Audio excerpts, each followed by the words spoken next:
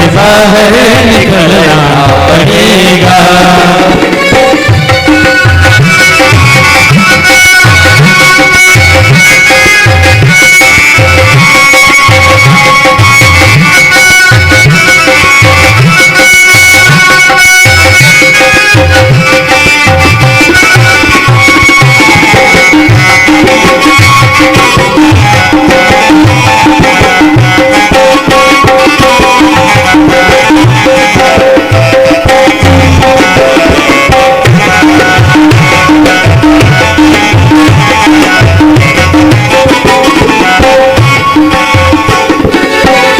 मौत का जब बजा सिर पे डंका, फूंक दी पल में सोने की लंका। मौत का जब बजा सिर पे डंका, फूंक दी पल में सोने की लंका। मौत का जब बजा सिर पे डंका, फूंक दी पल में सोने की लंका। मौत का जब बजा सिर पे डंका, फूंक दी पल में सोने की लंका। कर गई मौत रावण का भंका, कर गई मौत रावण का भंका। वैसे तुझको भी जलना पड़ेगा, कर गई मौत रावण का भंका।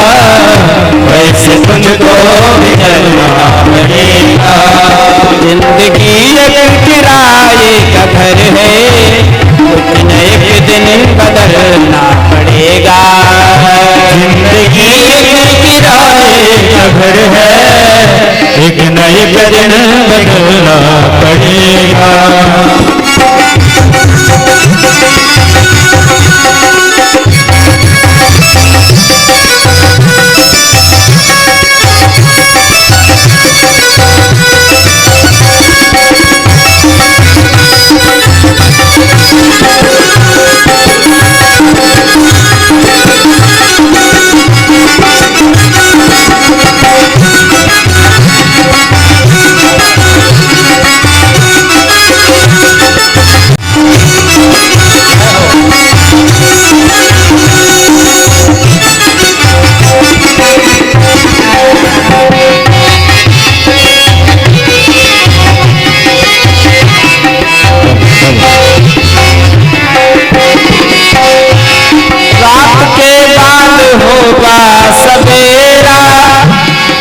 ना हो अगर दिन सुनहरा, रात के बाद होगा सवेरा।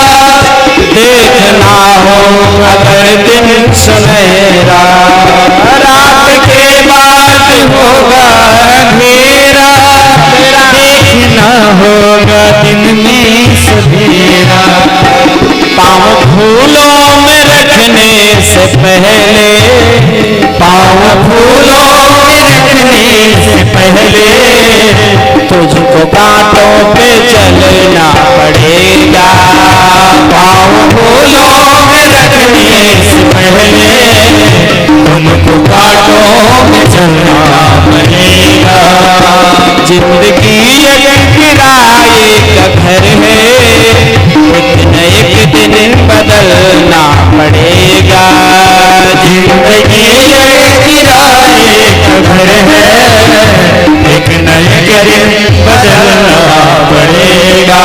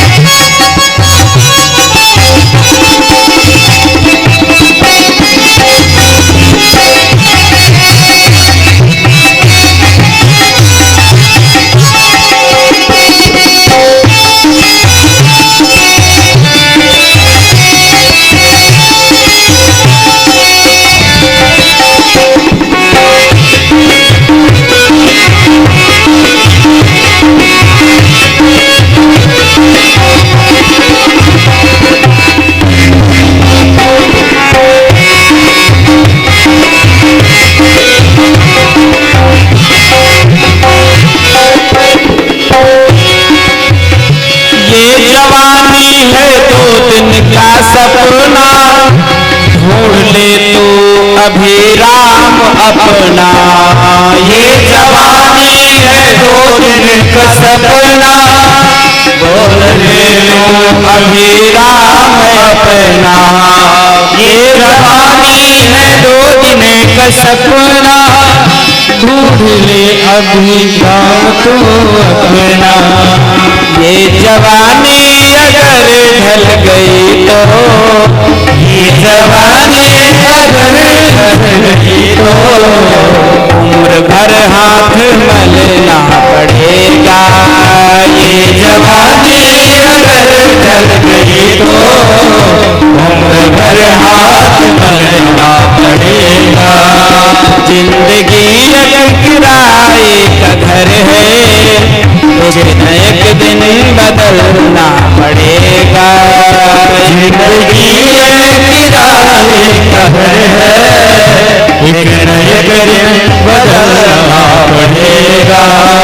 मौत जब तुमको आवाज देगी मौत जब तुमको आवाज देगी बाहर निकलना पड़ेगा। तुमको आवाज देगी बाहर निकलना पड़ेगा। बोले वृंदावन बिहारी लाल की जय हो। जय श्री राधे। महात्मा जड़ भरत ने रहुगण को ज्ञान दिया। देखो भगवान कितने दयालु हैं, तारने का बहाना खोजते रहते हैं। कोई जीव कैसा भी हो आ जाए शरण में बस।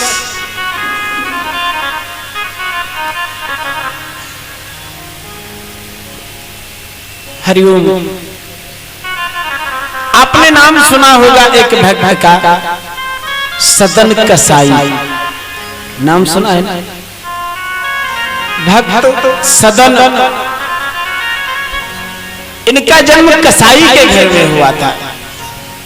जानवरों को काटना, मांस को बेचना, यही इनका काम था।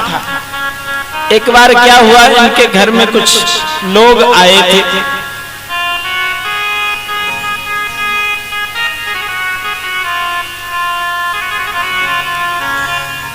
और वह लोग सब मांसाहारी, कसाई के रिश्तेदार तो कसाई ही होंगे। इनके पिता ने कहा कि बेटा जाओ, ये लोग आए हैं तो इनके लिए कुछ इंतजाम कर दो। क्या इंतजाम कर? बोले एक जानवर है बंधा हुआ, उसको मारना आज नहीं है,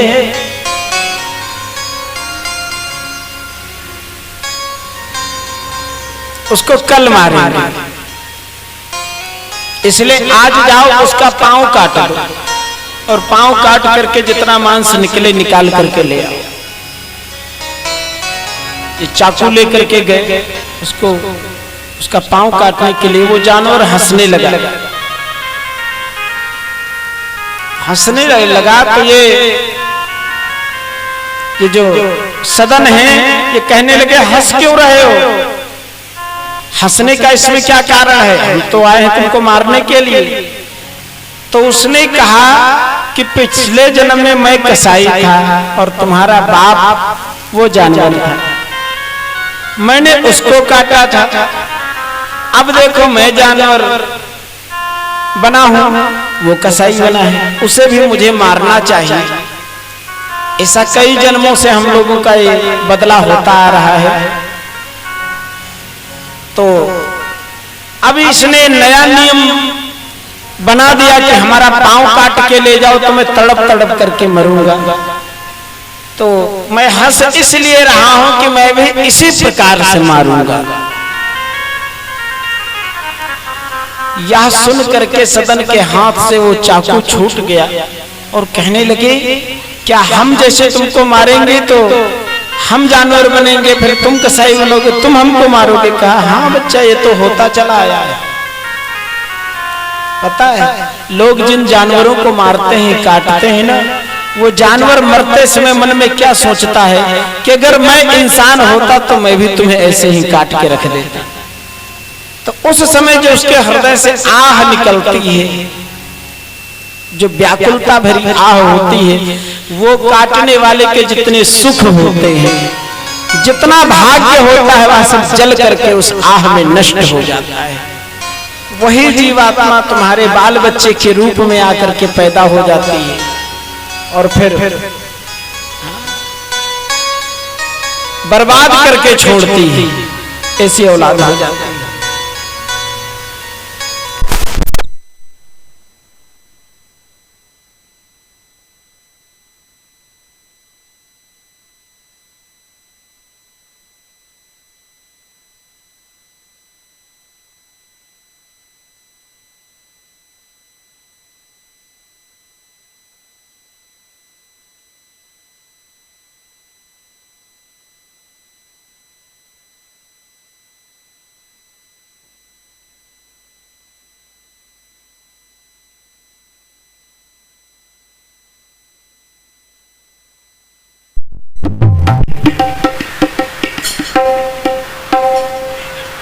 बोलिए वृंदावन बिहारी लाल की जय। जय श्री राधे श्याम। भक्त सदन ने कहा कि अब हम आज के बाद ये मांस मछली का कारोबार नहीं करेंगे, छोड़ दिया।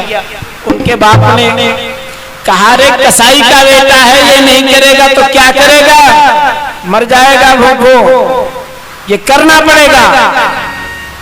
तो उन्होंने कहा कि मैं अपने हाथ से किसी जीव को नहीं मारूंगा। मांस खरीद करके ले आते, बाजार में बेच देते, लेकिन वो अपने हाथ से किसी जीव की हत्या नहीं करते और सोचते कि अब इस कसाई जाति में हम पैदा हुए हैं, यही हमको करना पड़ेगा।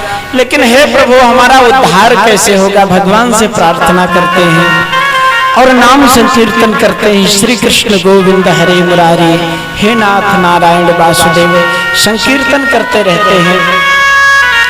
उनका यह कीर्तन सुनने के लिए भगवान श्याम सुंदर सालिग्राम भगवान के रूप में आ गए उनके पास। कैसे आ गए? एक बार क्या हुआ, वो जा रहे थे, रास्ते में उनको एक बढ़िया सुंदर काला काला चिकना पत्थर मिल गया। उन्होंने सोचा ये बड़ा अच्छा पत्थर है, ले चलते हैं, इसको बांट बना लेते हैं, एक तरफ इसको तराजू में रखेंगे। और वो साक्षात भगवान थे जो उनका कीर्तन सुनने के लिए आए थे। भगवान को कीर्तन बहुत पसंद है। जो भक्त कीर्तन करते हैं ना, भगवान वहां अवश्य आते हैं। ये मांस मछली तो बेचते, लेकिन भगवान का नाम संकीर्तन करते हैं। एक पंडित जी ने देखा, निकले उधर से, तो नाक बंद करके निकले मांस मछली की दुकान, और देखा तो सालिग्राम भगवान। अच्छा, उनकी खासियत थी, यदि कोई आधा किलो मांगता तो भी उसी पत्थर से आधा किलो दे देते, कोई 5 किलो मांगता तो 5 किलो भी उसी पत्थर से दे देते। अब अजामिल जी सियाराम, यह भक्त सदन ये बड़े प्रसन्न कि इतना सुंदर ये पत्थर मिल गया है कि 100 ग्राम मांगो तो 100 ग्राम भी इससे हो जाता है, 5 किलो मांगो 5 किलो हो जाए। अब हमको दूसरा बांट रखने की जरूरत नहीं, एक ही से काम चलता है। लेकिन वो तो भगवान थे। वो ब्राह्मण ने देखा तो कहा, रे ये हमको दे दो, ये भगवान है। सदन जी ने कहा, रे महाराज भगवान है तो आप ले जाओ। लेकिन भगवान तो आए थे भक्त के लिए। पंडित जी ले गए, पंचामृत से स्नान कराया, पूजा की। भगवान ने कहा, देखो पंडित जी, हमको उसी भक्त के यहाँ पहुंचा दो, भले वो कुछ भी करता है, लेकिन मेरा भजन करता है ना तो मुझे बड़ा अच्छा लगता है। पंडित जी ने कहा, एक तरफ तराजू में मांस रखता है, एक तरफ आपको रखता है, वहां तौलता है, वो आप कहते हो अच्छा लगता है। भगवान ने कहा, ये तुम नहीं जानोगे पंडित जी, हमको तो ऐसा लगता है बढ़िया तराजू में बैठे बैठे जैसे हम बढ़िया झूला झूल रहे हो। पंडित जी ने कहा, नहीं, आपको लेकर के नहीं जाएंगे। भगवान ने कहा, ये हमारी आज्ञा है कि हमको जा करके दे। और जब दोबारा पंडित जी गए दुकान पर और जा करके कहा भैया भक्तराज जय हो तुम्हारी। सदन ने कहा महाराज हम कौन से भक्तराज हैं, हम तो कसाई हैं, मांस मछली का व्यापार करते हैं, हम कौन से भक्त हैं। कहा नहीं भैया भगवान हमारे यहाँ नहीं रुके, उन्होंने आज्ञा दी है कि वो तुम्हारे साथ ही रहेंगे। ये जब सुना भक्त सदन ने कहा रे भगवान हमारे लिए इस पत्थर के रूप में शालिग्राम के रूप में आ गए। अच्छा भगवान को हृदय से लगाया और कहा आज से दुकानदारी सब बंद। अब तो भगवान की सेवा करते हैं, भगवान की पूजा करते हैं। किसी भी मंदिर में जाते तो मंदिर के पुजारी कह देते भाई बाहर से दर्शन करो क्योंकि तुम कसाई हो, मंदिर के भीतर नहीं जाने देंगे। लेकिन सभी मंदिरों में एक विशेष मंदिर है जगन्नाथपुरी। जगन्नाथपुरी में एक भगवान है, गेट पर ही विराजमान है। उनका नाम है पतित पावन भगवान, जो पतितों को भी पावन करने वाले हैं। अजामिल जी ने सोचा कि चले उन पतित पावन भगवान का चल करके दर्शन करते हैं। और मन में बड़ी उल्लास है, बड़ा उमंग है कि हम चले।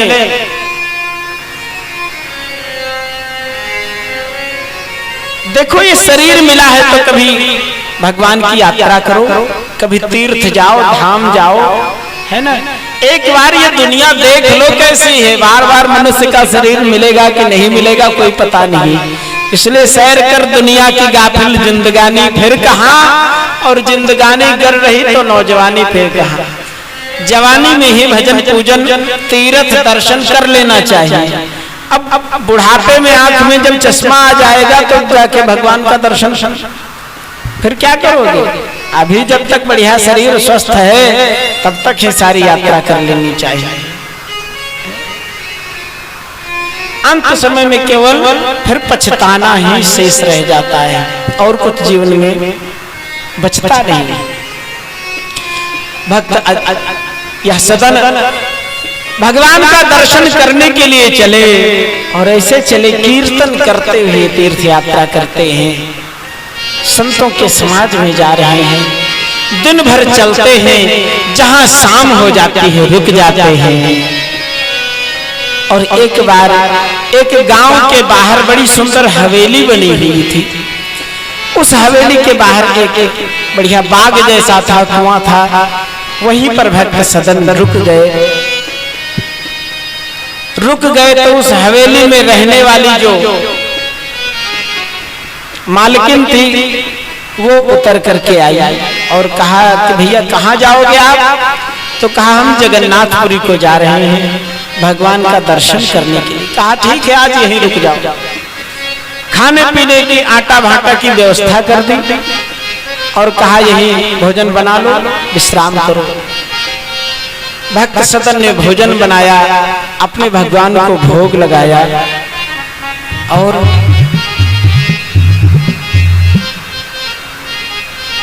उस स्त्री के मन में दोष था, पाप था। क्योंकि भक्त सदन देखने में ये बड़े सुंदर थे, युवा तो थे ही। इनके रूप को देख करके वह स्त्री मोहित हो गई। उसने कहा कि कहां साधु संतों के संग में घूम रहे हो, हमारे पास बहुत सारा धन है और वो धन है हमारे साथ शादी कर लो, विवाह कर लो और हम लोग निकल चलते हैं कहीं बढ़िया आनंद से कहीं रहेंगे, कहीं भी बढ़िया हवेली तैयार कर लेंगे हम लोग। भक्त सदन ने कहा कि क्या तुम्हारा पति नहीं है। तो उसका पति था। देखो कुछ लोगों को अंधा कहा गया है। कई बार सीमा से अधिक धन भी हो जाता है तो व्यक्ति अंधा हो जाता है। और यह काम, यह जो कामना है, वासना है ना, यह भी अंधी होती है। इसमें भी उचित अनुचित कुछ दिखाई नहीं देता। उसने सोचा ये हमारे पति से भयभीत हैं, वो कुल्हाड़ी लेकर के गई, उसका पति सो रहा था, अपने पति को ही मार दिया और कहा देखो अब डरने की जरूरत नहीं, मैंने अपने पति को मार दिया, अब चलो हमारे साथ। भक्त सदन ने कान पर हाथ रखे और कहा हे प्रभु रक्षा करो, रक्षा करो। उसने कहा देखो हमारी बात मानो नहीं तो मैं अभी हल्ला मचाता हूं। भक्त सदन ने कहा मैं धर्म को नहीं छोड़ूंगा चाहे मेरे प्राण चले जाएं। उस स्त्री ने शोर मचा दिया, देखो देखो ये व्यक्ति पता नहीं कहां से आया, इसने मेरे पति को मार दिया। लोग दौड़ के आए, पकड़ लिया, भक्त सदन को बहुत मारा। ये पंचायती मार जब पड़ती है ना बहुत विकट होती है, बहुत मारा पीटा। राजा के सामने ले जाकर के पेश कर दिया, महाराज यह हत्यारा है, इसने एक व्यक्ति की हत्या कर दी। भक्त सदन से राजा ने पूछा क्यों, क्या तुमने उस व्यक्ति की हत्या की? इन्होंने कहा राम जाने। कहा अरे राम जानेंगे वो तो अलग बात है, लेकिन क्या तुमने हत्या की? फिर कहा राम जाने। कहा आखिरी बार पूछ रहे हैं, सही सही बताओ कि ये हत्या तुमने की या किसी और ने की? फिर कहा राम जाने। तो कहा राजा ने कि अवश्य ही इसी व्यक्ति ने की है, इसके हाथ काट दो। अब सोचो कहां जा रहे थे भगवान के दर्शन करने के लिए, उनके हाथ काट दिए गए, दोनों हाथ। भैया हाथ न हो तो बड़ी समस्या हो जाती है। शरीर का कोई भी अंग इधर उधर हो न हो तो बहुत कष्ट होता है, और हाथ ही दोनों काट दिए गए। लेकिन भक्त दुखी नहीं है, भक्त उसमें भी दुख में भी भगवान को धन्यवाद देते हैं, कहते हैं हे गोविंद आपकी बहुत बड़ी कृपा है, आपकी इच्छा थी ऐसे रहे, तो जैसे प्रभु आप हो हमको भी वैसे ही बना दिया। क्यों? जगन्नाथ भगवान का दर्शन किए हो ना, जगन्नाथ भगवान के भी पंजा नहीं है, केवल हाथ ही है यहाँ तक, है ना। तो भक्त सोचने लगे प्रभु आपके पास आ रहे थे, जैसे आप हो हमको भी वैसे बना लिए, तो भक्त भगवान की जोड़ी बढ़िया रहेगी। कोई बात नहीं, वो कटे हुए हाथ उठा करके, और दर्द हो रहा है, भयंकर कष्ट हो रहा है, रो रहे हैं, लेकिन कीर्तन करते हैं श्री कृष्ण गोविंद हरे मुरारे, हे नाथ नारायण वासुदेव, दिव्य कीर्तन करते हैं। भगवान के भक्त हर स्थिति में ठाकुर जी को ही धन्यवाद देते हैं। कभी वो ये नहीं समझते कि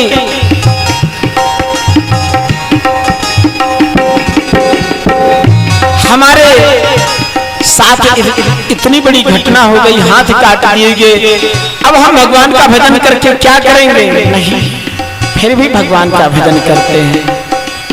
इसीलिए संत जन कहते हैं भजो रे भैया राम गोविंद हरि, भजो रे भैया राम गोविंद हरि, राम गोविंद हरि, हाँ राम गोविंद हरि, भजो रे भैया राम गोविंद हरि, भजो रे भैया राम गोविंद हरि।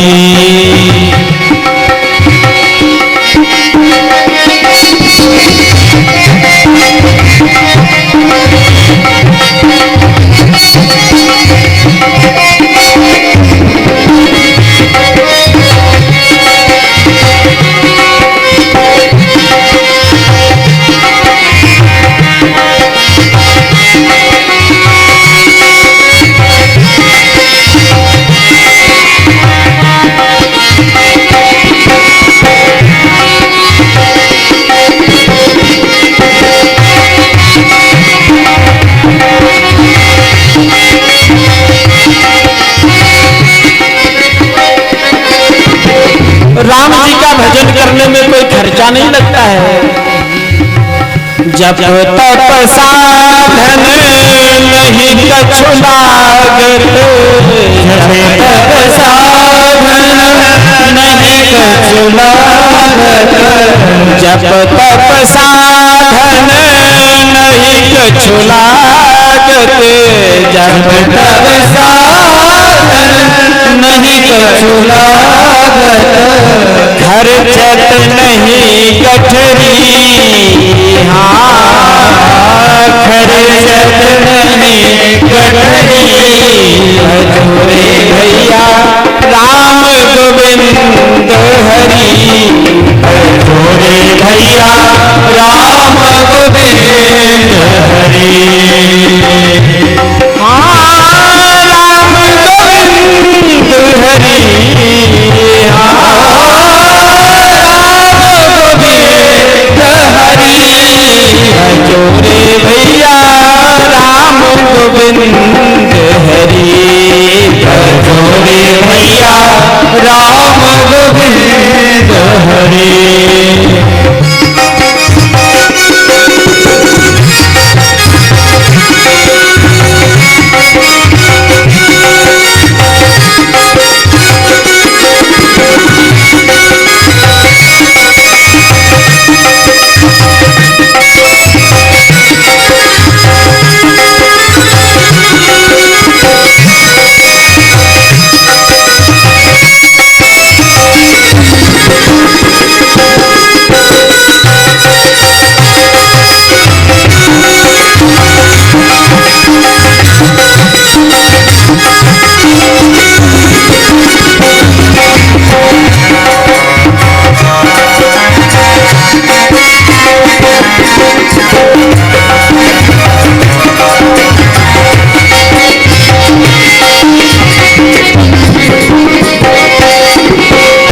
राम नाम को सुमिरन कर ले, राम नाम को सुमिरन कर ले, राम नाम को सुमिरन कर ले, राम नाम को सुमिरन कर ले, सिर पर मौत खड़ी, हाँ सिर पर मौत खड़ी, भैया राम गोविंद हरि, भजोरे भैया राम गोविंद हरि, भजोरे भैया राम गोविंद हरि। हाँ राम गोविंद हरि, राम गोविंद हरे, भजोरे भैया राम गोविंद हरे, भजोरे भैया राम गोविंद हरे, भजोरे भैया राम गोविंद हरे, भजोरे भैया राम गोविंद हरे, भजोरे भैया।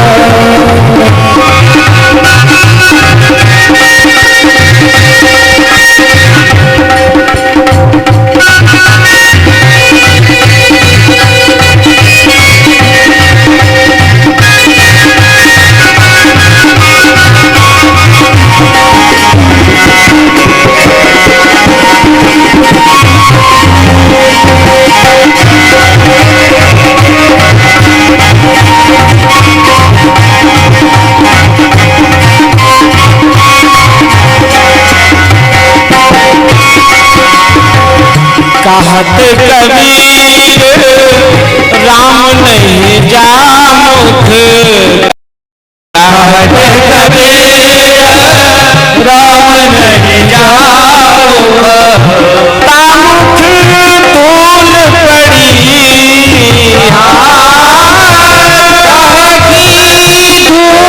धूल पड़ी, भजोरे भैया राम गोविंद हरि, भजोरे भैया राम गोविंद हरि, हाँ राम